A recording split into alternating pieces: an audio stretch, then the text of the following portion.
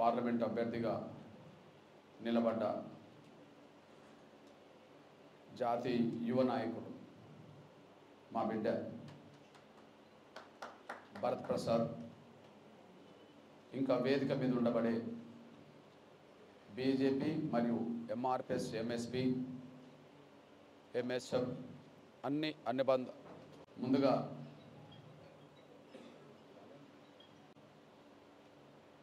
Nagar Kurnool parliament సభ్యుడైన నా సోదరుడు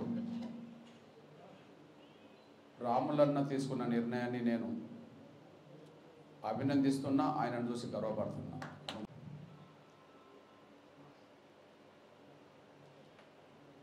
ఎందుకంటే షెడ్యూల్ కులాల రిజర్వేషన్ల వర్గీకరణ కోసం ఒక సుదీర్ఘమైన పోరాటం ఈ తెలుగు నేల మీద జరుగుతుంది. 94లో ఉద్యమం మొదలైతే 2024 వరకు కూడా కొనసాగుతుంది. 30 ఏళ్ల ఈ సుదీర్ఘ పోరాటంలో వివిధ రాజకీయ పార్టీల నాయకులుగా మాదిగలు ఎంతోమంది ఎదిగారు. కానీ ఎవరు తీసుకొని ఒక సాహసోపేతమైన నిర్ణయాన్ని మా సోదరుడు తీసుకున్నాడు. నేను ఒక సందర్భంలో గర్వపడ్డా. బీఆర్ఎస్కు రాజీనామా చేసి బీజేపీలో చేరిన సందర్భంగా ఒక సిట్టింగ్ ఎంపీగా బీఆర్ఎస్కు రాజీనామా చేసి బీజేపీలో చేరిన సందర్భంగా మీరు ఎందుకు ఈ నిర్ణయం తీసుకున్నారని అడిగితే మాదిగల చిరకాల స్వప్నమైన ఎస్సీ వర్గీకరణ మీద గౌరవ దేశ ప్రధానమంత్రి గారు ఎస్సీ వర్గీకరణ చేస్తామని నిర్దిష్టమైన హామీ ఇవ్వడం వల్ల ఆయన మీదున్న సంపూర్ణ నమ్మకంతో మాదిగ జాతి చిరకాల ఆకాంక్ష వర్గీకరణ జరుగుతుందనే విశ్వాసంతో నేను ఈ నిర్ణయం తీసుకున్నామని చెప్పి ఆయన ప్రకటించడం అనేది నేను ఆ సమయంలో నా కళ్ళల్లో నీళ్ళు వచ్చినాయి. చాలామంది ప్రాతినిధ్యం వహించారు, కానీ వర్గీకరణ సమస్య పరిష్కారం జరగాలని చెప్పి దానికోసమే ఈ నిర్ణయం తీసుకుంటామని చెప్పి ప్రకటించిన మొత్తం ప్రముఖులు చూస్తే మా రాములన్నే మొదటి వరుసలో ఉన్నాడు. ఇప్పటివరకు ఎవరు ఆ పని చేయరు. అందువల్ల జాతి బిడ్డల ఆకాంక్ష నెరవేర్చడం కోసం జరుగుతున్న ప్రయత్నంలో తను ఈ నిర్ణయం తీసుకోవడం అనేది నేను గర్వపడాల్సి వచ్చింది. అందుకని బాధతో కన్నీళ్ళు రాలేదు, కానీ ఆనందంతో కన్నీళ్ళు వచ్చినాయి. ఎందుకంటే ఎంతోమంది ఎదిగారు, కానీ ఎవరు ఇట్లాంటి మాటలతో ఒక నిర్ణయం తీసుకోలేదు. అందువల్ల మనస్ఫూర్తిగా నేను అభినందిస్తున్నాను. నేను అన్నను చూసి నేను గర్వపడుతున్నాను. నేను అదే సమయంలో నా బిడ్డ సమానుడు, కొడుకు సమానుడు భరత్ ప్రసాద్ యువ నాయకుడిగా ఇప్పటికే మొత్తం ఉమ్మడి మహబూబ్నగర్లోను, నాగర్ కర్నూలు ప్రస్తుత జిల్లాలోనూ ఒక యువ నాయకుడిగా ఎదుగుతున్నాడు. ఆయన ప్రెస్ మీట్లో మాట్లాడుతున్న సమయంలో ఆయన ఒక చిన్న బిడ్డగా అనిపించినా కూడా జాతి పట్ల, సమాజం పట్ల ఒక సంపూర్ణమైన అవగాహన ఉన్నదనే విషయం తన ఉపన్యాసం ద్వారా ప్రెస్ మీట్లో మాట్లాడిన సందర్భం తేలిపోయింది. అందువల్ల తన మీద నాకు కూడా ఒక నమ్మకం ఏంటంటే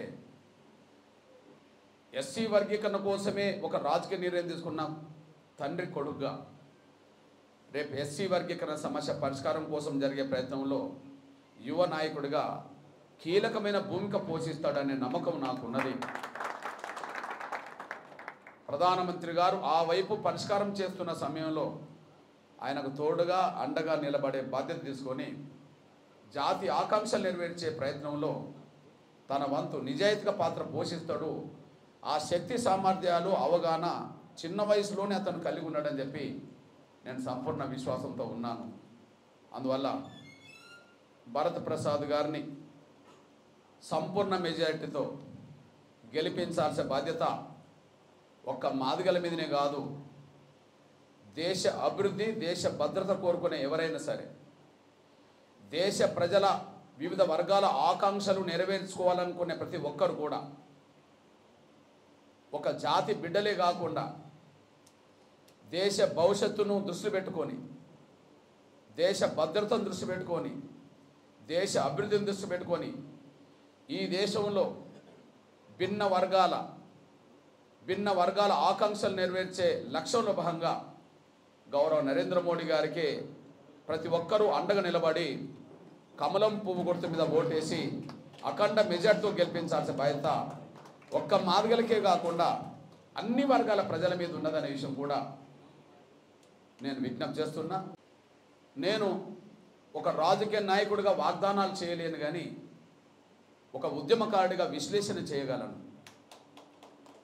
ఒక రాజకీయ నాయకుడిగా నేను వాగ్దానాలు చేయలేను, కానీ నేను రాజకీయ నాయకుడిని ఇంకా కాలేదు కాబట్టి, కానీ ఒక ఉద్యమకారుడిగా విశ్లేషణ చేయగలను.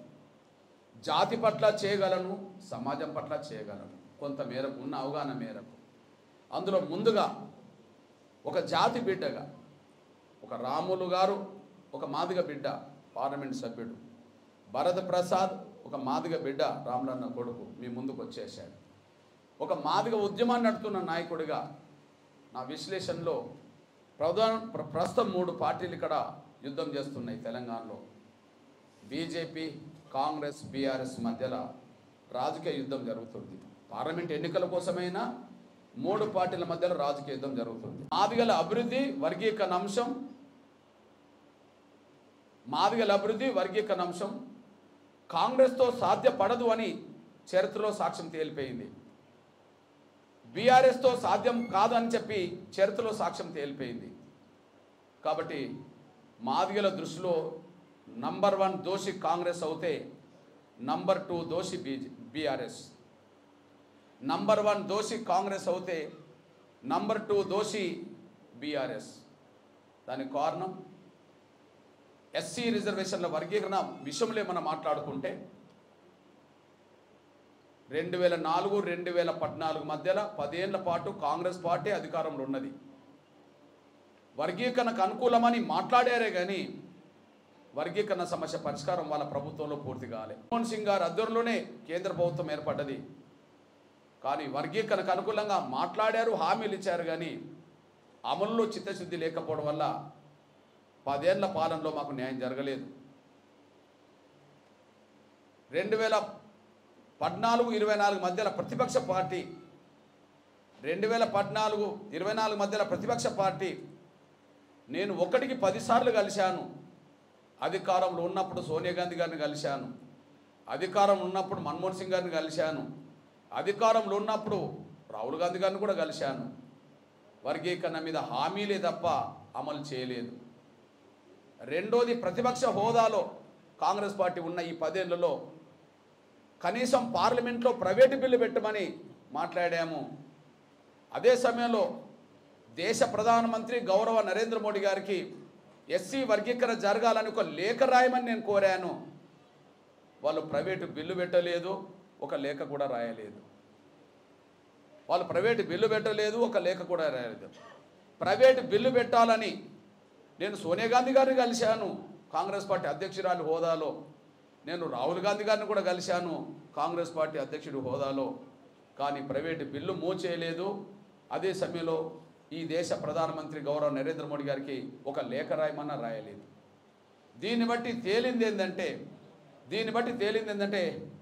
అధికారంలో ఉన్నప్పుడు వర్గీకరణ చేయని వాళ్ళు, ప్రతిపక్షంలో ఉన్నప్పుడు ప్రైవేటు బిల్లు మూవ్ చేయని వాళ్ళు, ప్రతిపక్ష పార్టీ హోదాలో ఒక లేఖ రాయమంటే రాయని వాళ్ళ వల్ల భవిష్యత్తులో వర్గీకరణ సాధ్యమవుతుందా అంటే వాళ్ళు వర్గీకరణ వ్యతిరేక శక్తులకు కొమ్ము కాస్తోలే తప్ప వర్గీకరణకు అనుకూలం కాదు అనడానికి సాక్ష్యంగా నిలబడ్డారు.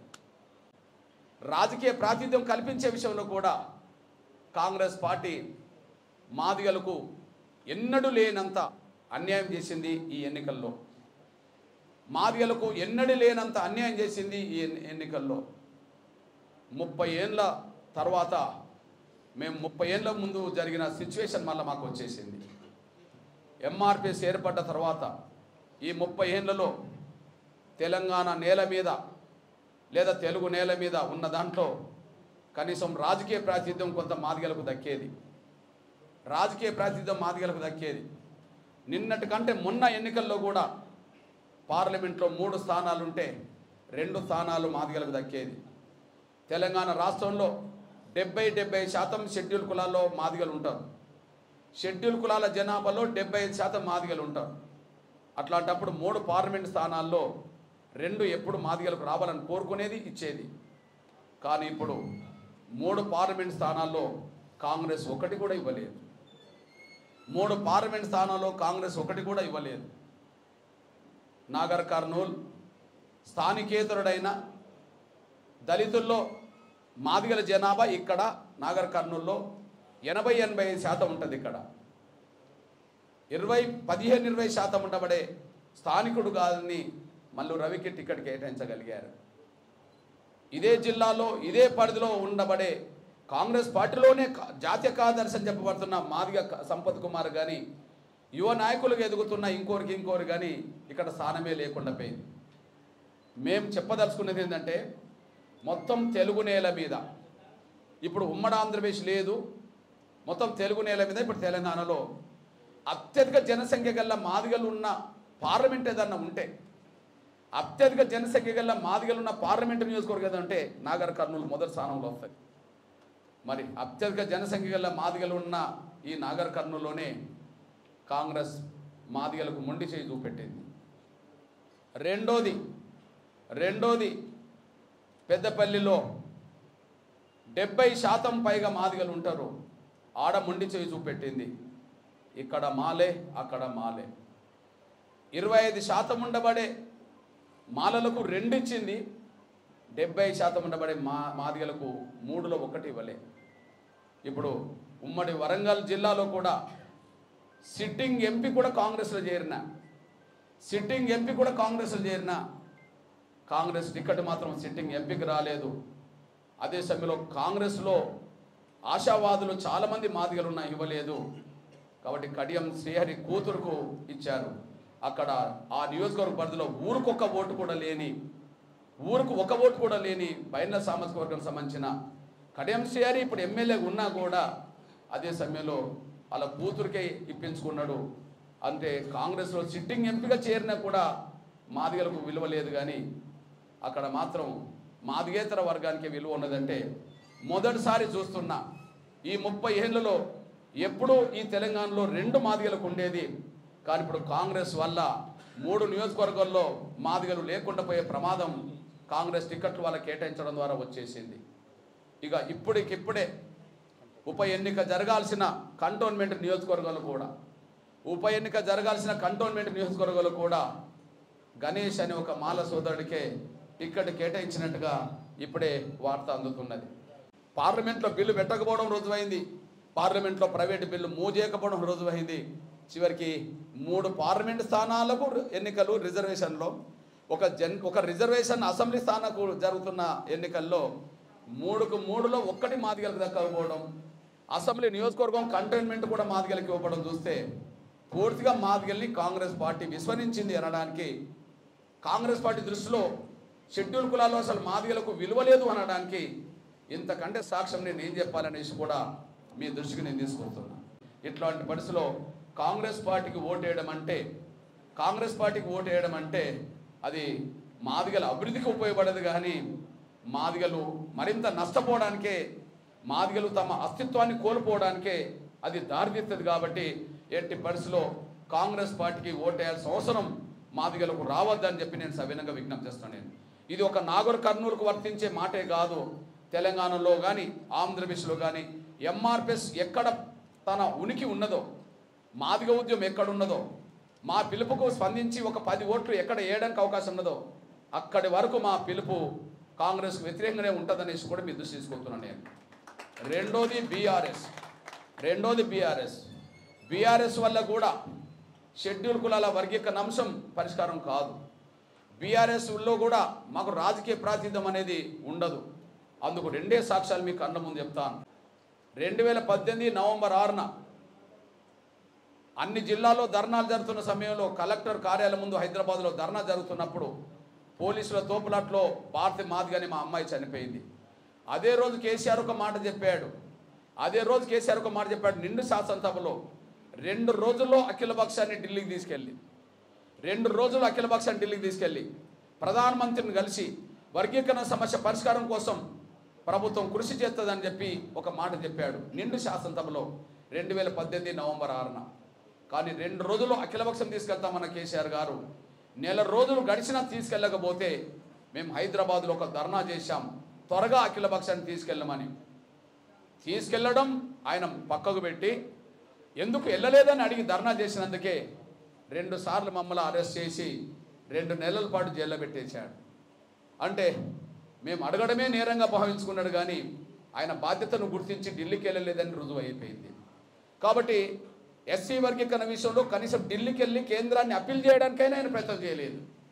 ఆయన బిల్లు పెట్టేది కాదు, ఆయన చేసేది కాదు, కానీ చేయించడానికి ఢిల్లీకి వెళ్ళి మాట్లాడేది. ఆ మాట్లాడతారన్న మనిషి పోలేదనేసి రుజువు అయిపోయింది. ఇక రెండోది, బీఆర్ఎస్లో మా రాజకీయ ప్రాతినిధ్యం ఎంత కనుమరుగవుతుందో కేసీఆర్ ప్రభుత్వంలో మంత్రివర్గంలో సాక్ష్యంగా నిలబడ్డది. కేసీఆర్ ప్రభుత్వంలో మంత్రివర్గంలో మాకు సాక్ష్యంగా నిలబడ్డది. ఆ సాక్ష్యమే కేసీఆర్ ముఖ్యమంత్రి ఉన్న సమయంలో ఆయనతో పాటు 18 మంది మంత్రులు ఉన్నారు. ముఖ్యమంత్రి ఉన్న కేసీఆర్ ముఖ్యమంత్రి, 18 మంది మంత్రులు ఉన్నారు ఆయనతో పాటు. 18 మంది మంత్రుల్లో ఈ తెలంగాణ రాష్ట్రంలోనే అతిపెద్ద జనాభా గల కులం మాదిగలు. జనాభా పరంగా 12 నుంచి 13% ఉంటారు. అది నా నోటి నుండి వచ్చిన మాట కాదు, కమిషన్ నివేదికలు. ఇప్పుడు ప్రస్తుత ముఖ్యమంత్రి ఉండబడే సోదరులు రేవంత్ రెడ్డి గారి నోటి నుండి వచ్చిన మాట ఏంటంటే తెలంగాణ రాష్ట్రంలో 12-13% జనాభా గల వాళ్ళు మాదిగలని చెప్పి ఆయన మాట్లాడిన ఉపన్యాసం ఉంటుంది. అంటే తెలంగాణలో అతిపెద్ద జనాభా గల మాదిగలకు అప్పటికే 10 మంది ఎమ్మెల్యేలు ఉన్నా, ఆ 10 మంది ఎమ్మెల్యేలో మొదటిసారి, రెండోసారి, మూడోసారి, నాలుగోసారి గెలిచిన వాళ్ళు ఉన్నప్పటికీ కూడా ఒక్కరిని మంత్రివర్గంలో తీసుకోలేదు. నాగర్ కర్నూలు నుంచి, జిల్లా నుంచి, అచ్చంపేట నుండి గెలిచిన బాలరాజు కూడా రెండోసారి గెలిచినోడే. అబ్రహం కూడా రెండోసారి అల్లంపూర్ నుంచి గెలిచినోళ్ళే. రాజన్న నాలుగోసారి గెలిచినోడే. సత్తుపల్లి నుంచి వీరయ్య, వెంకట వీరయ్య 4 సార్లు గెలిచిన వాళ్ళే. అట్లా మొదటిసారి, రెండోసారి, మూడోసారి, 4సారి గెలిచిన వాళ్ళు ఉన్నప్పటికీ 10,000 మెజార్టీతో కాదు, 1,00,000 మెజార్టీతో గెలిచిన వాళ్ళు ఉన్నప్పటికీ మంత్రివర్గంలో చోటు మాత్రం ఇవ్వలే. మనందరూ తెలుసు, తన కులానికి 4గురిని ఇచ్చుకున్నాడు. కేసీఆర్, కేటీఆర్, హరీష్ రావు, ఎర్రబెల్లి దయాకర్ రావు 4గురిని ఇచ్చుకున్నాడు. నేను రెడ్డి సామాజిక వర్గానికి నేను వ్యతిరేకం కాదు, కానీ కేసీఆర్ మాత్రం 7గురిని చేసిండు మంత్రివర్గంలో. ఇక్కడ వనపర్తి నుంచి నిరంజన్ రెడ్డి మంత్రి అవుతే, మహేశ్వర్ నుంచి సబితాంద్ర రెడ్డి మంత్రి అవుతే, సూర్యాపేట నుండి జగదీష్ రెడ్డి మంత్రి అవుతే, మేడ్చల్ నుంచి మల్లారెడ్డి మంత్రి అవుతే, అదే సమయంలో పాల్కొండ నుంచి ప్రశాంత్ రెడ్డి మంత్రి అవుతే, నిర్మల్ నుంచి ఇంద్రకరణ్ రెడ్డి మంత్రి అవుతే, శాసనసభకు గెలిచిన 6గురు మంత్రులు ఉండగా కూడా ఎమ్మెల్సీ నుంచి పట్నం మహేందర్ రెడ్డిని కూడా మంత్రిగా చేసుకున్నాడు. అంటే తన సామాజిక వర్గానికి 4 పెట్టుకొని రెడ్డి సామాజిక వర్గానికి 7 అవకాశాలు ఇచ్చి, దళితుల్లో మాదిగల కంటే తక్కువ జనాభా గల మాలల నుంచి కుప్పల ఈశ్వర్ని కూడా పెట్టుకొని 10 మంది మాదిగ ఎమ్మెల్యేలు ఉన్నప్పటికీ కూడా ఒక మంత్రిని కేసీఆర్ మాదిగలకు అవకాశం ఇవ్వలేదు. అంటే రాజకీయ ప్రాతినిధ్యం ఎంత కనుమరుగు చేసే ప్రయత్నం చేసిండో ప్రభుత్వంలో ఇది సాక్ష్యంగా నిలబడ్డది. బీఆర్ఎస్ ఒక అఖిలపక్షం తీసుకెళ్లడానికి సిద్ధంగా లేని విషయం రుజువైంది. మంత్రివర్గంలో మాదిగలకు స్థానం ఇవ్వడం కూడా రుజువైపోయింది. ఇట్లాంటి పరిస్థితుల్లో మా రాజకీయ ప్రాతినిధ్యమైన, మా జాతి భవిష్యత్తు అయినా కేవలం గౌరవ నరేంద్ర మోడీ గారి ద్వారానే సాధ్యమని నేను స్పష్టం చెప్తాను. ఇదేమి నేను ఆధారాలు లేకుండా మాట్లాడను. నేను ఆధారాలు లేకుండా మాట్లాడే ప్రయత్నం చేస్తే 30 ఏళ్ళు ఉద్యోగం నిలబడేది కూడా కాదు. అందుకు సాక్ష్యం చెప్తున్నా. మాకు రాజకీయ గౌరవం కూడా గౌరవ నరేంద్ర మోడీ గారి దాన్ని సాధ్యమవుతుంది. సాక్ష్యం ఏంటంటే ఇప్పుడు ఇదే తెలంగాణలో 3 స్థానాలు రిజర్వేషన్ అన్న కాడ 3లో ఎప్పుడు మేము 2 అడుగుతాం, 3 కూడా మేము అడగం. కాబట్టి 2 స్థానాల్లో బీజేపీ నిలబెట్టడమే మాకు గుర్తింపు, గౌరవం వస్తుంది అనడానికి ఇది సాక్ష్యం. ఇది నాగర్ కర్నూలు కావచ్చు, వరంగల్లో కావచ్చు, డైరెక్ట్ మాదిగ సామాజిక వర్గానికి అవకాశం ఇచ్చేశారు. దీన్ని బట్టి రాజకీయ ప్రాతినిధ్యం ఎవరి వల్ల సాధ్యమవుతుందంటే బీజేపీ వల్ల సాధ్యమవుతుందని రుజువు అవుతుంది. ఇక రెండో విషయం చెప్తున్నాను నేను. 10 మంది ఎమ్మెల్యేలు ఉన్నప్పటికీ ఒక మంత్రిని చేయలే కేసీఆర్. 10 మంది ఎమ్మెల్యేలు ఉన్నప్పటికీ ఒక మంత్రిని చేయలేని కేసీఆర్. 4 రిజర్వేషన్ స్థానాల్లో 4గురిని మాలలు పెట్టింది. మాదిగలకు ఒక అవకాశం ఇవ్వండి కాంగ్రెస్. కానీ గౌరవ నరేంద్ర మోడీ గారి దృష్టిలో చెప్తున్న మాదిగల భవిష్యత్తు కర్ణాటక నుంచి చిత్రదుర్గ నుంచి గెలిచిన బీజేపీ అభ్యర్థిగా మాదిగ ఆయనకు నారాయణ స్వామి అనేటువంటి కేంద్ర మంత్రి చేసింది. తమిళనాడులో ఒక శాసనసభ ఎన్నికల్లో ఓడిపోయిన శాసనసభకు జరిగిన ఎన్నికల్లోనే ఓడిపోయిండు. మురుగర్ అనే తమ్ముడిని తీసుకెళ్లి కేంద్ర మంత్రిని చేసిండు గౌరవ నరేంద్ర మోడీ గారు. ఇక్కడ 10 మంది ఎమ్మెల్యేలు ఉన్నా రాష్ట్ర మంత్రి కాలేదు. ఇక్కడ 10 మంది మాదిగ ఎమ్మెల్యేలు ఉన్నా రాష్ట్ర మంత్రి కాలేదు. ఇక్కడ 12-13% జనాభా గల మాదిగలకు మంత్రులకు చోటు లేదు ఇక్కడ. కానీ తమిళనాడులో ఓడిపోయిన శాసనసభకు పోటీ చేసి ఓడిపోయిన మురుగన్ అనే ఒక యువ నాయకుడిని మాదిగ బిడ్డను తీసుకెళ్లి కేంద్ర మంత్రిని చేసి కేంద్ర మంత్రి పదవి కొనసాగడానికి ఆయనకు రాజ్యసభ మధ్యప్రదేశ్ నుంచి ఇచ్చేయారు. దీన్ని బట్టి చెప్పండి మా వర్గీకరణ అంశం కూడా కాంగ్రెస్ వల్ల సాధ్యం కాదు, బీఆర్ఎస్ వల్ల సాధ్యం కాదు. కానీ గౌరవ నరేంద్ర మోడీ గారు దేశ ప్రధానమంత్రి హోదాలో నవంబర్ 11వ తారీఖు నాడు మాదిగలు నిర్వహించిన విశ్వరూప మహాసభకు హైదరాబాద్ వచ్చిన తర్వాత షెడ్యూల్ కులాల వర్గీకరణ కోసం ఖచ్చితంగా నా ప్రయత్నం నేను చేస్తాను, మాదిగలకు న్యాయం చేసే బాధ్యత నాది అని చెప్పి తను మాట్లాడడంతో మాకు విశ్వాసం పెరిగింది. అందులో భాగంగానే కమిటీ పడ్డది. సుప్రీంకోర్టులో కేసు విచారణ జరిగింది. ఇప్పుడు జడ్జిమెంట్ రిజర్వ్డ్గా ఉన్నది. ఏ నాటికైనా మాకు న్యాయం జరిగేది గౌరవ నరేంద్ర మోడీ గారి ద్వారానే సాధ్యమవుతుందని చెప్పి మేము విశ్వాసంతో ఉన్నాం. ఇక్కడ మీ సోదరుడిగా చెప్తున్నా, గౌరవ నరేంద్ర మోడీ గారి మాటలను విశ్వసించవచ్చా అంటే కాంగ్రెస్ చెప్పే మాటల కంటే కేసీఆర్ చెప్పే మాటల కంటే గౌరవ నరేంద్ర మోడీ గారు చెప్పే మాటలకే దేశం విలువనిస్తుందనే విషయం మనం మర్చిపోద్దు. ఆయన ఆ విధంగా ఆచరించడం వల్లనే విలువనిస్తుందనే విషయం కూడా మీ దృష్టికి నేను తీసుకొస్తున్నాను. నేను ఉదాహరణకు ఇప్పుడు కాంగ్రెస్ చెప్పే మాటల్లో సోదరుడు రేవంత్ రెడ్డి గారు ఉన్నారు అనుకుందాం. కాంగ్రెస్ చెప్పే మాటల్లో సోదరుడు రేవంత్ రెడ్డి గారు ఇక్కడ ఉన్నాడు అనుకుందాం. ఒక ఉదాహరణ తీసుకొస్తున్నా. ఒక సందర్భంలో మాదిగల మీటింగ్లో పాల్గొన్న రేవంత్ రెడ్డి గారు తన ఉపన్యాసంలో చెప్తే ఒక మాట చెప్పేశాడు. మీకు రికార్డు ఇప్పుడు వినిపిస్తా.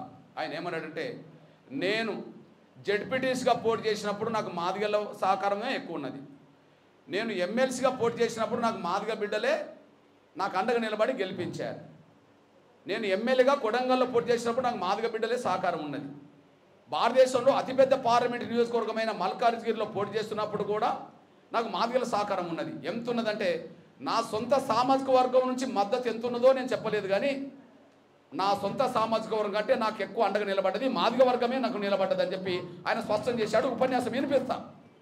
మరి రేవంత్ రెడ్డి గారి ఎదుగుదలకు మాదిగలే కారణమని చెప్పినప్పుడు రేవంత్ రెడ్డి గారు పిసిసి అధ్యక్షుడు ఉన్నాడు, ముఖ్యమంత్రి ఉన్నాడు. కానీ రేవంత్ రెడ్డి గారి హయాంలోనే 3 పార్లమెంట్ స్థానాల్లో మాకు ఒకటి లేకుండా పోయింది. ఇప్పుడు జనరల్ అసెంబ్లీ నియోజకవర్గంలో కూడా మాకు టికెట్ రాకుండా పోయిందంటే ఆయన మాటలకు చేతలకు ఎంత వ్యత్యాసం ఉంటుందో ఇది రుజువు అయిపోయింది. ఆయన ఎదుగుదలకు మాదిగలే కారణం, కానీ ఎన్నడూ లేనంత మాదిగలకు నష్టం జరిగింది రాజకీయంగా ఆయన హయాంలోనే. దీన్ని బట్టి అర్థం చేసుకుంటానని ఆశిస్తున్నా నేను.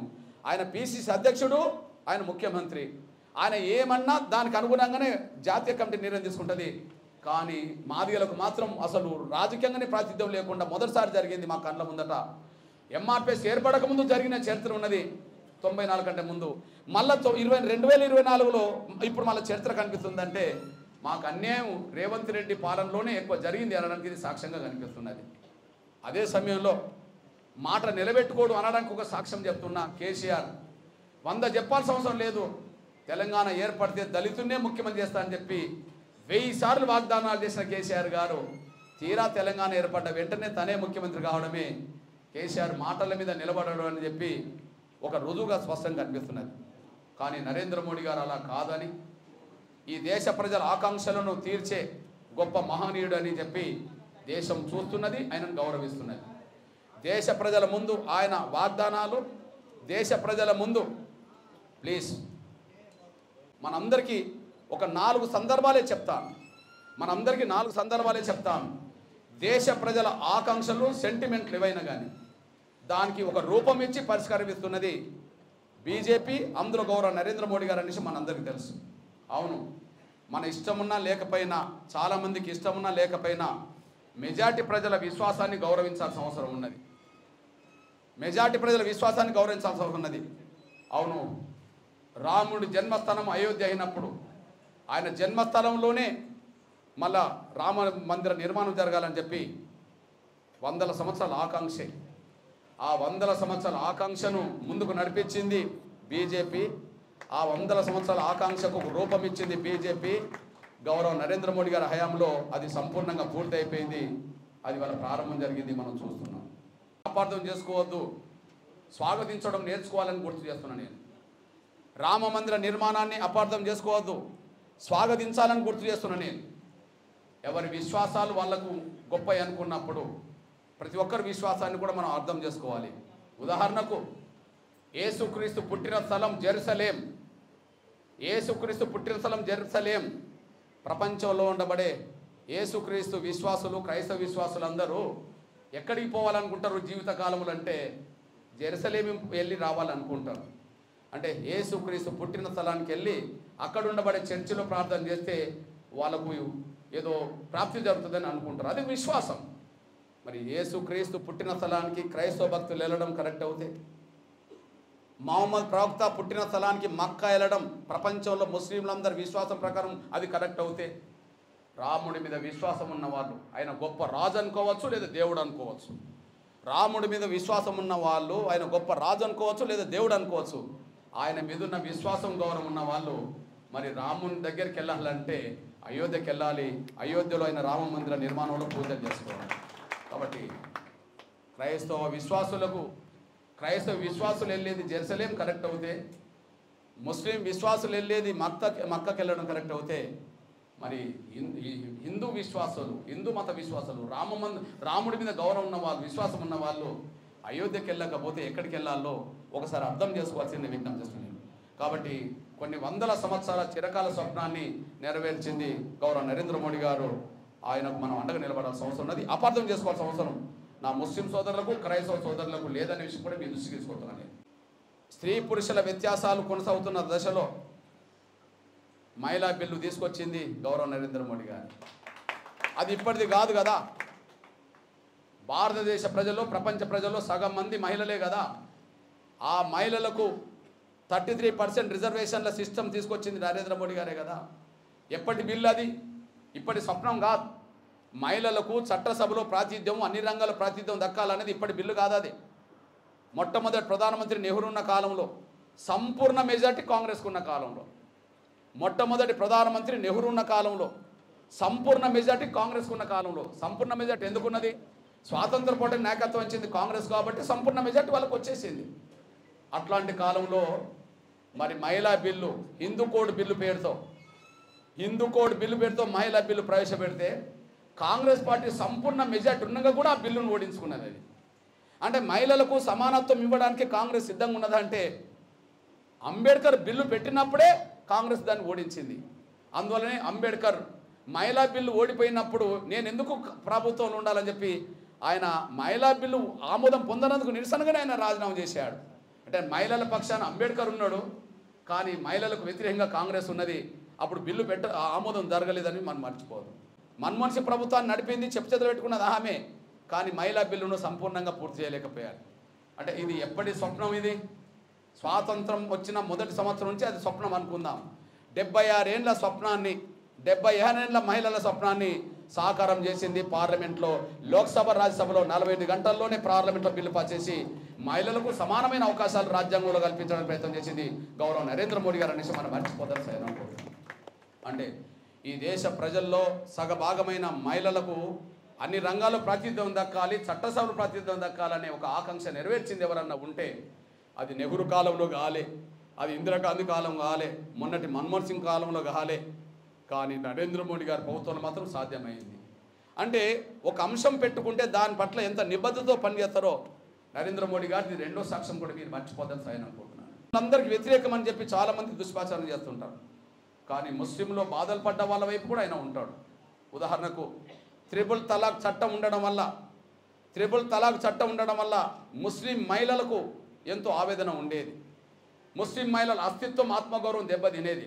అట్లాంటి పరిస్థితిలో ముస్లిం మహిళల గౌరవాన్ని దృష్టి పెట్టుకొని వాళ్ళు ఆవేదన చెందొద్దని, సమస్య పరిష్కారం చేయాలని చెప్పి త్రిపుల్ తలాక్ చట్టాన్ని రద్దు చేసింది ట్రిపుల్ తలాక్ చట్టాన్ని రద్దు చేసింది, ముస్లిం మహిళల పక్షాన గట్టిగా నిలబడ్డది ఎవరన్నా ఉన్నారు అంటే గౌరవ నరేంద్ర మోడీ గారు మాత్రమే ఉన్నారు.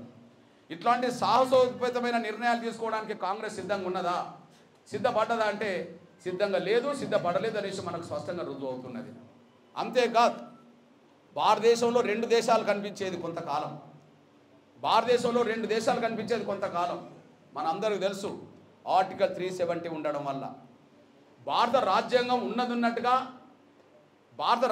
ఉన్నది ఉన్నట్టుగా దేశంలో అన్ని రాష్ట్రాలకు వర్తిస్తుంది, కానీ అది ఉన్నట్టుగా జమ్మూ కాశ్మీర్కు వర్తించేది కాదు.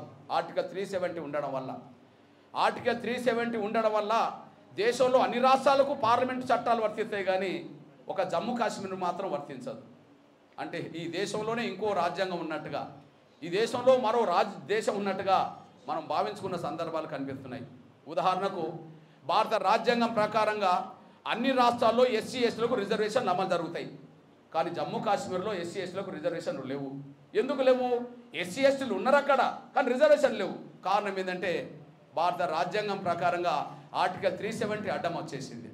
కాబట్టి ఆర్టికల్ 370 రద్దు చేస్తామని చెప్పి ధైర్యంగా ప్రకటించిన పార్టీ బీజేపీ, దాన్ని అమలు చేసింది గౌరవ నరేంద్ర మోడీ గారు. దీన్ని బట్టి నేను ఎగ్జాంపుల్గా 4 చెప్పడం జరిగింది.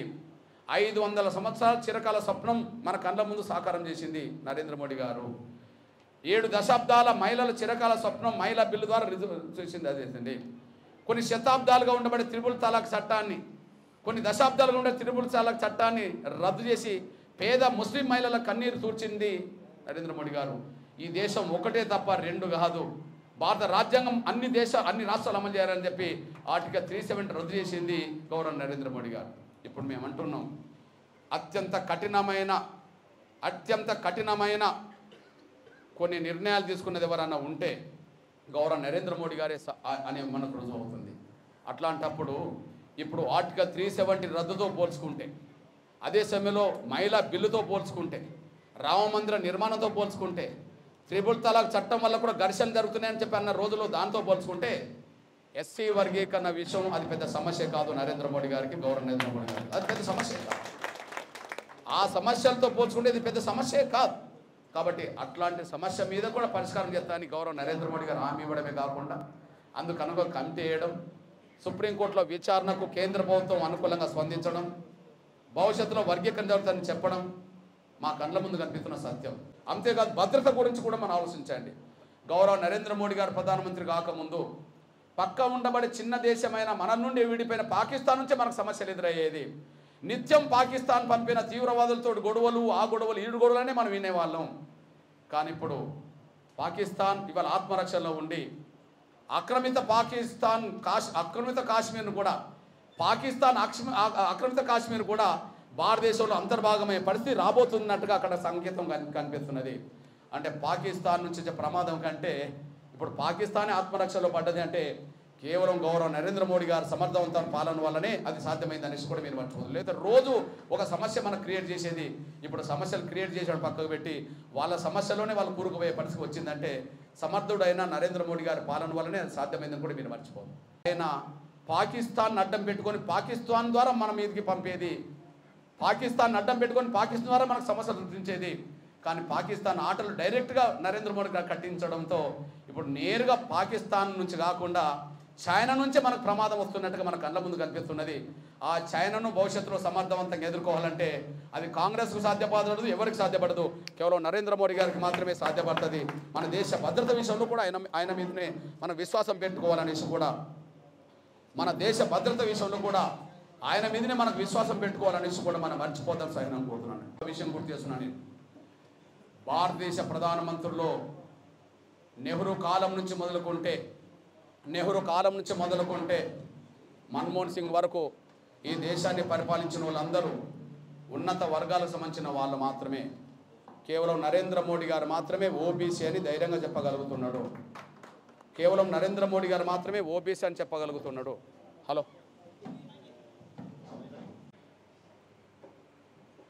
స్వాతంత్రం వచ్చిన ప్రారంభంలో నెహ్రూ నుంచి మొదలుకుంటే మొన్నటి మన్మోహన్ సింగ్ ప్రభుత్వం వరకు ఈ దేశంలో మీరు ఏ ప్రధానమంత్రి పేరన్నా చెప్పుకోండి, అందరూ ఉన్నత సామాజిక వర్గంలో వచ్చిన వాళ్ళు. కానీ ఒక్కరే అత్యంత చాలా పేద కుటుంబం వచ్చిన వాడు, ఓబీసీ వర్గంలో వచ్చిన వాళ్ళు దేశ ప్రధానమంత్రి. కానీ అగ్రవర్ణాల్లో ఉండబడే పేదల బతుకులు మార్చింది కూడా ఓబీసీ ప్రధానమంత్రి మాత్రమే. అగ్రవర్ణాల్లో ఉండబడే పేదల బతుకులు మార్చడానికి ప్రయత్నం చేసింది కూడా ఓబీసీ ప్రధానమంత్రి మాత్రమే.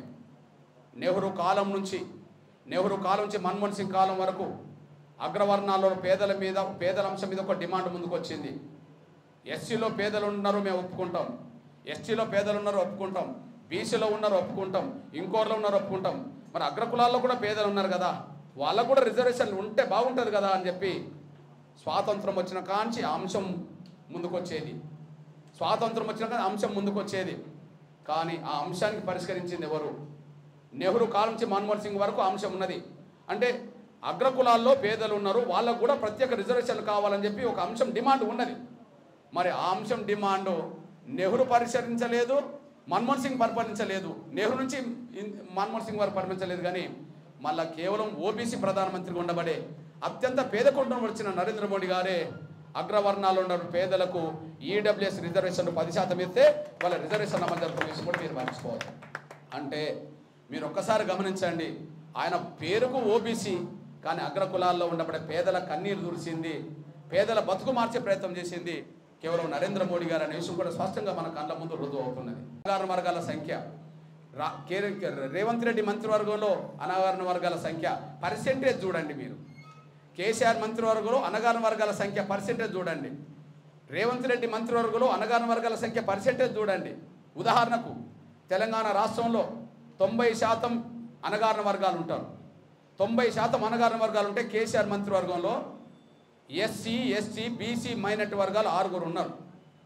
బీసీలు 3, శ్రీనివాస్ గౌడ్, శ్రీనివాస్ యాదవ్, అదే సమయంలో కమలాకర్. ఎస్సీలు 1, మన ఆయన కొప్పల ఈశ్వర్. ఎస్టీ 1, సత్యవతి రాథోడ్. అదే సమయంలో మైనారిటీ 1, మహమ్మద్ అలీ. అంటే 90% వర్గాలకు ఎన్ని ఇచ్చిండు? 6. కానీ 10% వర్గాలకు 12 ఇచ్చిండు.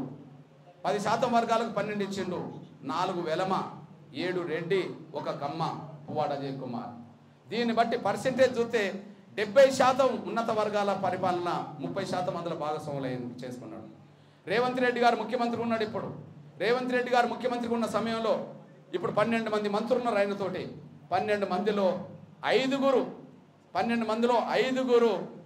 ఎస్సీ, ఎస్టీ, బీసీకి సంబంధించిన వాళ్ళు, 5 ఎస్సీ, ఎస్టీ, బీసీకి సంబంధించిన వాళ్ళు, 7 ఓసీలకు సంబంధించిన వాళ్ళు అనేసి మనం మర్చిపోతాం. సైనికులు అంటే టాప్ ప్రయారిటీ ఎవరికి ఇచ్చిందంటే 10% ఉన్న వాళ్ళు 7 ఉన్నారు, 90% ఉన్న వాళ్ళు 5 ఉన్నారు అనేసి కూడా మన కళ్ళ ముందు కనిపిస్తున్న సత్యం అనేసి కూడా మీరు మర్చిపోతాను సైన్ కోరుతున్నాం. మాల ఒగరు ఎవరు?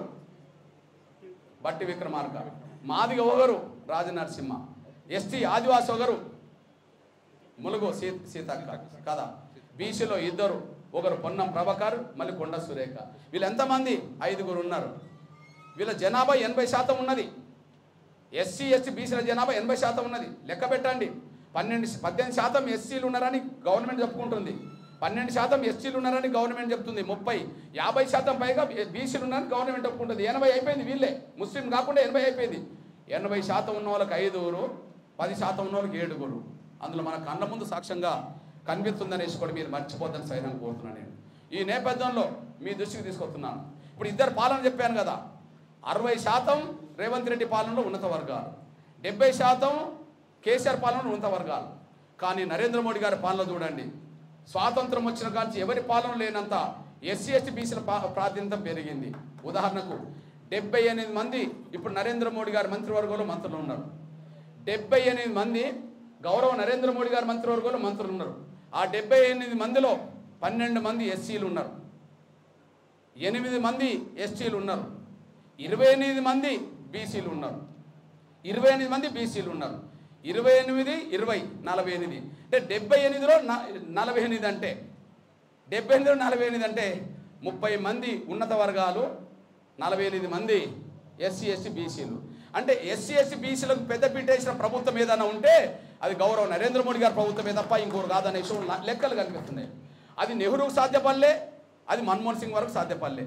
అది నెహ్రూకు సాధ్యపడలే, అది మన్మోహన్ సింగ్ ప్రభుత్వం సాధ్యపడలే. అది కేసీఆర్కి సాధ్యపడలే, అది రేవంత్ రెడ్డికి సాధ్యపడలే. కానీ గౌరవ నరేంద్ర మోడీ గారికి మాత్రం సాధ్యపడ్డదనేసి మీ దృష్టి తీసుకొస్తున్నాను నేను. అంతేకాదు ఓబీసీ కాబట్టి ఆయన ప్రధానమంత్రి కాకముందు ఇద్దరు రాష్ట్రపతులు అయినరు ఒక 10 ఏళ్లలో. 2004 2014 మధ్యలో మన్మోహన్ సింగ్ గారు దేశ ప్రధానమంత్రి. ఆ దేశ ప్రధానమంత్రిగా కాంగ్రెస్ ప్రభుత్వం ఉన్న సమయంలో ఇద్దరు రాష్ట్రపతులు అయినరు అనుకుందాం. ఒకరు ప్రణబ్ ముఖర్జీ బ్రాహ్మణ్, ఒకరు ప్రతిభా పాటిల్ బ్రాహ్మణ్. ఒకరు ప్రణబ్ ముఖర్జీ బ్రాహ్మణ్, ఒకరు ప్రతిభా పాటిల్ బ్రాహ్మణ్. అంటే కాంగ్రెస్ ప్రభుత్వంలో రాష్ట్రపతులు అయినరు. మొన్న 10 ఏళ్ల క్రితం రాష్ట్రపతులు అయినరు ఇద్దరు బ్రాహ్మణ్. కానీ గౌరవ నరేంద్ర మోడీ గారి ప్రభుత్వంలో 2 సార్లు రాష్ట్రపతులు ఆయన చేసిండు. ఆయన మొట్టమొదటి ప్రభుత్వంలో దళితుడు రామ్నాథ్ కోవింద్ని చేసిండు. రెండో ప్రభుత్వంలో ద్రౌపది ముర్ము ఆదివాసీ బిడ్డని చేసిండు. ఇప్పుడు చెప్పండి, ఉన్నత వర్గాలకు అవకాశాలు ఎక్కడున్నాయి, పేద వర్గాలకు అవకాశాలు ఎక్కడున్నాయో ఇది సాక్ష్యమా కాదా అనే విషయం కూడా మీరు బేరీ చేసుకోవాల్సింది విజ్ఞప్తి చేస్తాను నేను. అందుకనే మేము గౌరవ నరేంద్ర మోడీ గారిని ఇవాళ సమర్థిస్తున్నామంటే, గౌరవ నరేంద్ర మోడీ గారికి అండగా నిలబడాలని మేము మాదిగలకే కాకుండా సమాజానికి పిలుపునిస్తున్నామంటే ఆధారాలు లేక కాదు, అన్ని ఆధారాలతో కూడిన విశ్లేషణ చేసుకున్నాకనే ఈ దేశ భద్రత అయినా, దేశ అభివృద్ధి అయినా, సామాజిక న్యాయమైనా అది గౌరవ నరేంద్ర మోడీ గారికే సాధ్యపడుతుందని చెప్పి ఆయన మీద ఉన్న విశ్వాసంతోనే మేము బీజేపీకి మద్దతు ఇస్తున్నాం. ఆ కోణంలో మాదిగ బిడ్డగా నిలబడ్డ మా భరత ప్రసాద్కు అండగా నిలబడడానికే ఇక్కడికి వచ్చామనేసి కూడా మర్చిపోదని నేను కోరుకుంటూ, ఇక్కడ నా ఈ అర్ధగంట 40 నిమిషాల ఉపన్యాసంలో లేదా మాటల్లో సత్యం ఉంటే మీరు కూడా ఓటేయాలని నేను విలేకరులకు విజ్ఞప్తి చేస్తూ, లేదా అసత్యం చెప్తే నన్ను ప్రశ్నించాలని కూడా నేను కోరుకుంటూ, నేను చెప్పిన విషయాల్లో సత్యం ఉంటేనే పార్టీలకు, రాజకీయాలకు, మతాలకు, విశ్వాసాలకు సంబంధం లేకుండా నేను చెప్పిన విషయాల్లో సత్యం ఉంటేనే మీరు బీజేపీకి అండగా నిలబడాలని, నేను ఏదైనా అసత్యాన్ని మాట్లాడితే నేను చెప్పిన దాంట్లో అసత్యం ఏదని మీకు అనిపిస్తే మీరు నన్ను ఇప్పటికే ప్రశ్నించి జాబ్ తీసుకోవాలని చెప్పి నేను సవినయం కోరుకుంటూ, సత్యమే ఉన్నదని నేను ఆశిస్తున్నా. ఆ సత్యం ఉన్నదాన్ని కూడా మీరు భావిస్తారని చెప్పి నేను భావిస్తూ మీరు కూడా బీజేపీ కోట్లేయాలని చెప్పి నా పాత్రికేయ ఎలక్ట్రానిక్ మీడియా మిత్రులకు విజ్ఞప్తి చేస్తున్నాను. ధన్యవాదాలు. ప్లీజ్ బ్రదర్, ఒక విషయం గమనించాలి, ఆచరణ చూద్దాం. ఇప్పుడు కాంగ్రెస్కు ఏం దొరకక అది మాట్లాడుతుంది. నరేంద్ర మోడీ గారి ప్రభుత్వం మీద విమర్శలు పెట్టడానికి, ఆధారాలతో కూడిన విమర్శలు పెట్టడానికి కాంగ్రెస్ వాళ్ళకి అవకాశం లేదు. లేక ఏం మాట్లాడుతున్నారు, ఈసారి 400 సీట్లు కనుక బీజేపీకి ఇస్తే రాజ్యాంగం మారుతుంటారు. మీరు ఒక విషయం గమనించండి, రాజ్యాంగం మార్తం నరేంద్ర మోడీ గారు మళ్ళీ ప్రధానమంత్రి అయితే రాజ్యాంగం మార్తామన్న కేంద్ర మంత్రికి టికెటే ఇవ్వలే బీజేపీ. కర్ణాటకలో టికెట్ల కేటాయింపు ఎవరు చేస్తారు? ప్రధానమంత్రి చేస్తారు కదా, కమిటీ చేస్తారు కదా. మరి రాజ్యాంగాన్ని మార్తామని చెప్పి గట్టిగా మాట్లాడింది ఎవరు? కేంద్ర మంత్రిగా కర్ణాటక నుంచి. మరి ఆయనకు టికెట్ రాలే కదా. ఇప్పుడు ఉదాహరణకు ఒక సందర్భంలో గాంధీని చంపిన గాడ్సేని సమర్థించిన వాళ్ళకు కొంతమంది ప్రకటన చేశారు. అట్లాంటి వాళ్ళు కూడా టికెట్ రాలేదు కదా. అంటే నరేంద్ర మోడీ గారు రాజ్యాంగాన్ని పటిష్టం చేయదలుచుకున్నాడా, రాజ్యాంగాన్ని బలహీనం చేయదలుచుకున్నాడా? రాజ్యాంగం పటిష్టం చేయాలని ఆలోచన లేకపోతే మహిళలకు రిజర్వేషన్లు ఎందుకు ఇచ్చిండు? రాజ్యాంగాన్ని పటిష్టం చేయాలని ఆలోచన లేకపోతే ఈడబ్ల్యూఎస్ రిజర్వేషన్లు ఎందుకు తీసుకొచ్చిండు? రాజ్యాంగాన్ని పరిరక్షించాలని ఆలోచన లేకపోతే ఆర్టికల్ 370 ఎందుకు రాసిండు దేశంలో? అంటే మన ఆచరణ ఎటువైపు పోతుంది? నాకు తెలిసి రాజ్యాంగాన్ని, సామాజిక న్యాయానికి పెద్దపీట వేయడం కోసమే ఆయన ప్రయాణం కొనసాగుతుందని సాక్ష్యం కనిపిస్తుంది. ఏ విమర్శ లేదు కాబట్టి రాజ్యాంగం మార్చాలని చెప్పి ప్రజల్లో అనుమానాలు రేకెత్తడానికి కాంగ్రెస్ ప్రయత్నం చేస్తుంది. కానీ ఆధారాలు ఎక్కడున్నాయి? ఆధారాలు లేవు కదా. ఆధారాలు ఉంటే రాజ్యాంగాన్ని పరిరక్షించడానికే, రాజ్యాంగ స్పిరిట్ను మరింత శక్తివంతం చేయడానికే ఆయన పాలన కొనసాగుతున్నట్టుగా స్పష్టంగా కనిపిస్తున్నది. ధన్యవాదాలు.